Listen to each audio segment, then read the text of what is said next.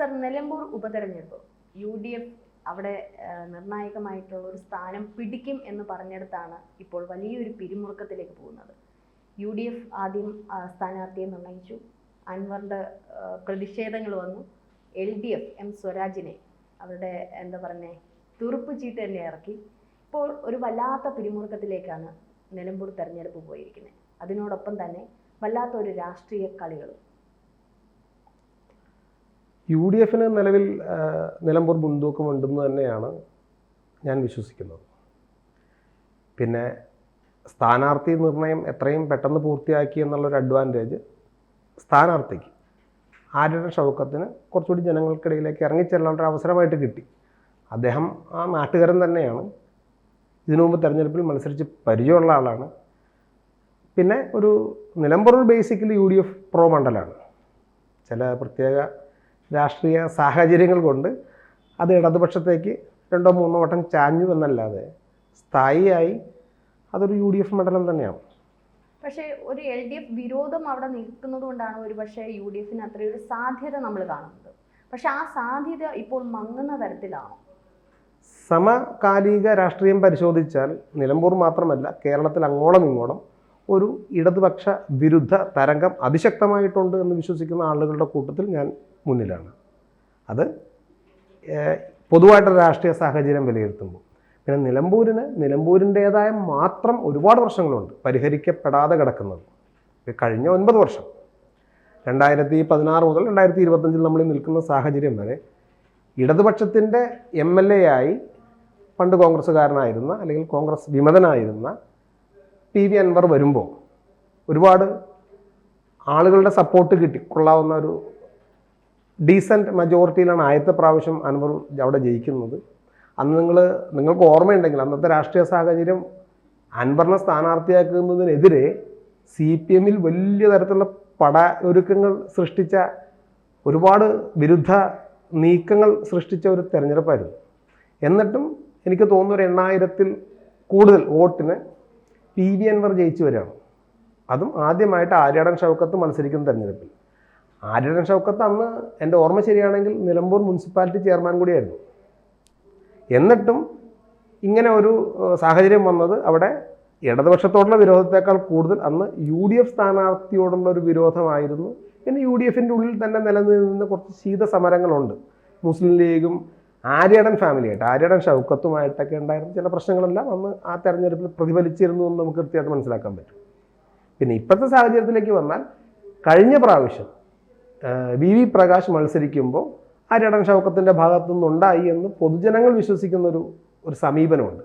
ആ സമീപനം back fire ചെയ്തിട്ടില്ലെങ്കിൽ, അല്ലെങ്കിൽ അത് ആളുകൾ മറന്നിട്ടുണ്ടെങ്കിൽ, മുസ്ലിം ലീഗ് ഏതൊരു തരത്തിലുള്ള ഒരു വൈരാഗ്യവും വച്ച് പുലർത്തുന്നില്ലെങ്കിൽ എൻ്റെ അഭിപ്രായം ഏറ്റവും ചുരുങ്ങിയത് ഒരു 15,000 മുതൽ 20,000 വരെ വോട്ടിന് നിലമ്പൂരിൽ ആര്യടൻ ഷൗക്കത്ത് ജയിക്കുമെന്നുള്ളതാണ്. പക്ഷെ അപ്പോഴും മറുചോദ്യമുണ്ട്. കാരണം വളരെ ഫ്രീ ആയിട്ട് 90% അല്ലെങ്കിൽ 98% UDFൻ്റെ വിജയം എന്ന് പറയുന്നത് അൻവർ അവിടെ നിന്ന് വ്യതിചലിച്ചപ്പോൾ.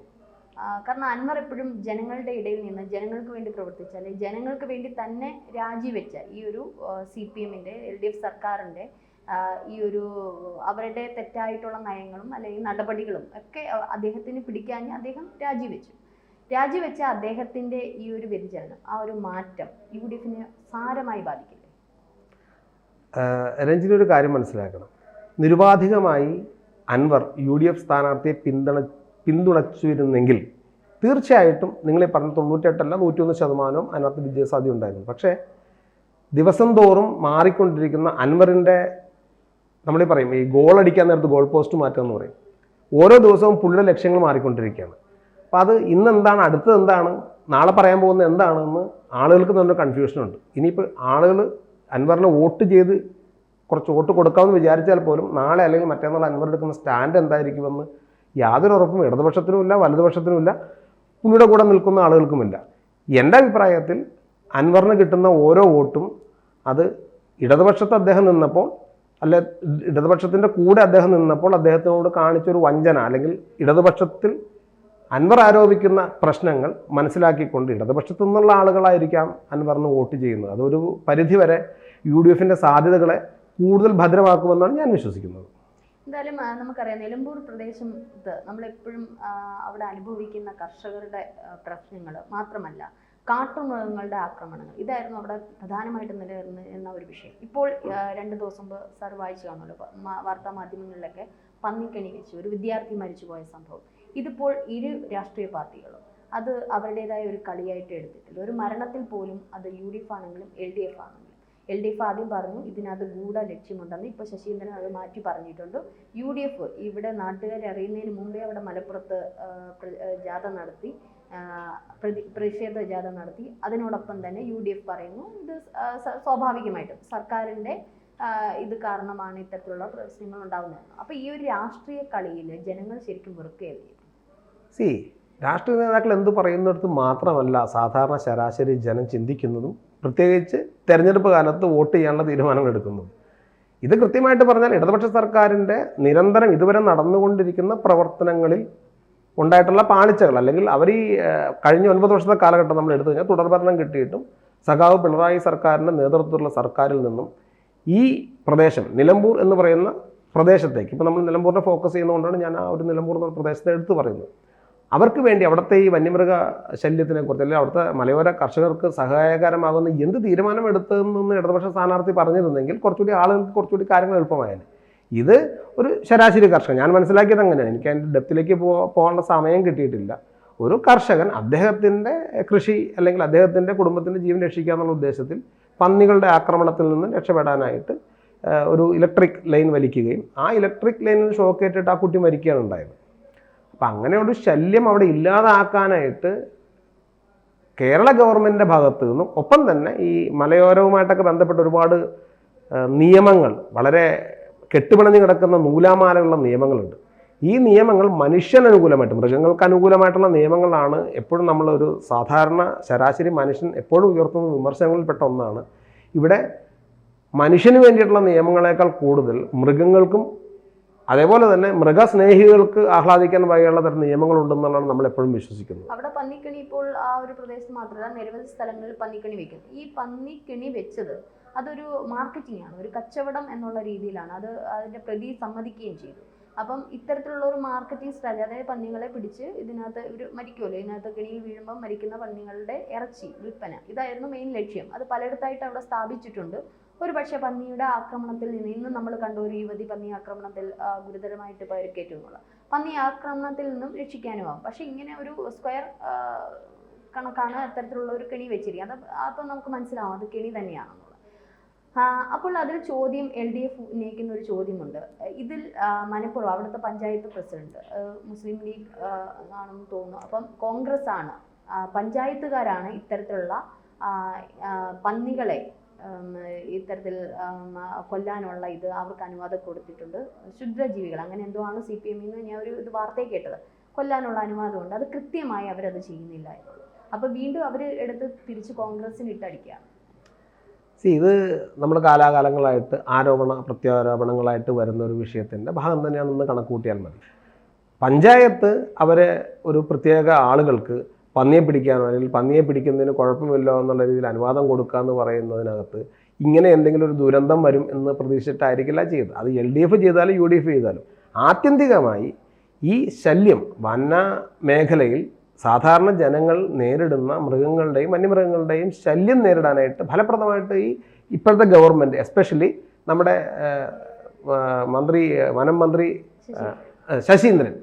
ശശീന്ദ്രൻ കാലാകാലങ്ങളെടുത്ത ഏതെങ്കിലും ഒരു സംഭവം നടക്കുമ്പോൾ ഒരു അഭിപ്രായം പറയുന്നു, 10 മിനിറ്റ് കഴിയുമ്പോൾ മാറ്റി പറയുന്നു, പിന്നെ വേറെ രീതിയിൽ പറയുന്നു. അതല്ലാണ്ട് ശാശ്വതമായിട്ടൊരു പരിഹാരവും ഇദ്ദേഹത്തിൻ്റെ ഭാഗത്ത് ഉണ്ടായിട്ടില്ലെന്ന് മാത്രമല്ല, ഒരു വിഷയം നടക്കുമ്പോൾ ആദ്യമായിട്ട് ശശീന്ദ്രൻ മിനിസ്റ്ററാണ് ഇങ്ങനെ ഒരു ആരോപണം, അത് ദുഷ്ടലാക്കോടുകൂടിയുള്ള ഒരു ആരോപണം എന്ന് ആലോചിക്കണം. ഒരു മരണം നടന്നു കഴിയുമ്പോൾ ആ മരണത്തെ UDF തെരഞ്ഞെടുപ്പ് കാലത്ത് ഒരു തെരഞ്ഞെടുപ്പ് തന്ത്രമെന്ന രീതിയിൽ നടപ്പിലാക്കിയ മരണമെന്ന് യോജിപ്പിക്കുന്ന രീതിയിലാണ് അദ്ദേഹം ആ പ്രസ്താവന നടത്തിയത്.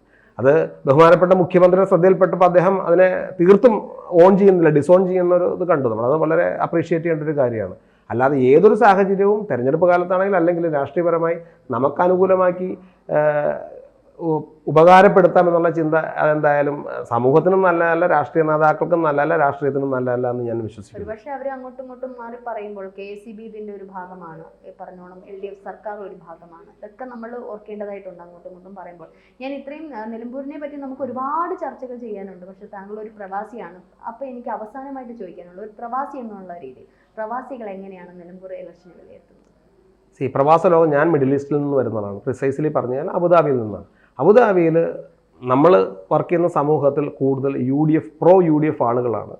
സ്വാഭാവികമായിട്ടും നിലമ്പൂർ മലപ്പുറം ഏരിയയിൽ നിന്നുള്ള പ്രവാസികൾ ഇഷ്ടംമാതിരി നമ്മുടെ നാട്ടിലുണ്ട് തന്നെ. എനിക്ക് കിട്ടുന്ന ഫീഡ്ബാക്ക് ഒരു കൺവിൻസിങ് മജോറിറ്റിയിൽ UDF കാൻഡിഡേറ്റ് അദ്ദേഹം ജയിച്ചു വരുമെന്ന് തന്നെയാണ് എനിക്ക് കിട്ടിയിട്ടുള്ള ഫീഡ്ബാക്കും എൻ്റെ മനസ്സിൽ തോന്നുന്നതും അങ്ങനെ തന്നെയാണ്. നിലമ്പൂർ ഇലക്ഷൻ കേരളം ഉറ്റുനോക്കുന്ന ഇലക്ഷനാണ്. നമുക്കറിയാം ഇനി വരാനിരിക്കുന്ന ഇലക്ഷൻ്റെ ഒരു ടെസ്റ്റ് ഡോസ് എന്ന് തന്നെ പറയാം. ഇപ്പം തദ്ദേശ തെരഞ്ഞെടുപ്പ് വരുന്നുണ്ട്. അപ്പോൾ തീർച്ചയായിട്ടും നിലമ്പൂരിൽ UDFനാണ് വിജയമെങ്കിൽ തിരിച്ച് തദ്ദേശ തെരഞ്ഞെടുപ്പിലും അടുത്ത തെരഞ്ഞെടുപ്പുകളിലും ഒക്കെ UDFന് തന്നെയായിരിക്കും. നമ്മുടെ നാട്ടിൽ തദ്ദേശ സ്വയംഭരണ സ്ഥാപനങ്ങളിലേക്കും നിയമസഭയിലേക്കും പാർലമെൻറ്റിലേക്കും നടക്കുന്ന തെരഞ്ഞെടുപ്പുകളിൽ പൊതുവായി നമ്മൾ കാണുന്ന ട്രെൻഡ് മൂന്നും വ്യത്യസ്ത രീതിയിലാണ്. സ്വാഭാവികമായി ഇടതുപക്ഷത്തിനാണ് തദ്ദേശ സ്വയംഭരണ സ്ഥാപനങ്ങളിലേക്ക് മെജോറിറ്റി സാധാരണ കിട്ടാറുള്ളത്. അതിൻ്റെ വാല് പിടിച്ചിട്ട് അല്ലെങ്കിൽ അതിനെ ഒരു സൂചനയായിട്ട് കണ്ടുകൊണ്ട് നിയമസഭയിലോ അല്ലെങ്കിൽ ലോക്സഭയിലോ അത് എനിക്ക് തോന്നുന്നില്ല ആ ഒരു നിരീക്ഷണം ശരിയാണെന്ന്. പക്ഷേ നിയമസഭയിലേക്കുള്ള തെരഞ്ഞെടുപ്പിൻ്റെ ടെസ്റ്റ് ഡോസ് ആയിരിക്കും, അതിനകത്ത് സംശയമില്ല. കൂടുതൽ വാർത്തകളും വിശേഷങ്ങളും നിങ്ങളിലേക്ക് എത്താൻ ABC മലയാളം സബ്സ്ക്രൈബ് ചെയ്യുക, ബെൽ ബട്ടണും അമർത്തുക.